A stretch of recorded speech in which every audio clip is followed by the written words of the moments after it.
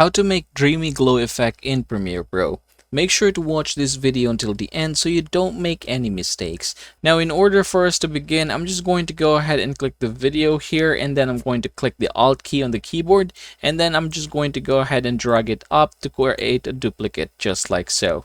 Now, from this point forward, we're going to focus on the second video, so we're just going to hide this one, and then we're going to go over to the effects, and then we're going to add two effects here. One is called the Luma key, and another one is going to be called Gaussian blur. So I'm just going to go ahead and add them both here on our duplicated or overlay video. Now we're going to head over to effect controls and then scroll down. Here under the Luma key, we're just going to go ahead and reduce this one. Alright, so let's say for example, okay, about that 21.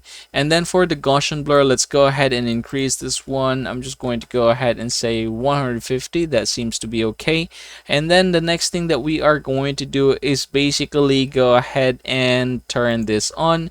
Now we are seeing both of our videos. So here on the opacity of our second video, you can click this one and then you're going to choose screen, and you should be able to see something like this.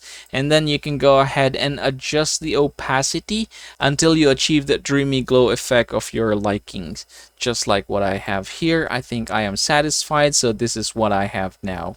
And that is how to make dreamy glow effect in Premiere Pro.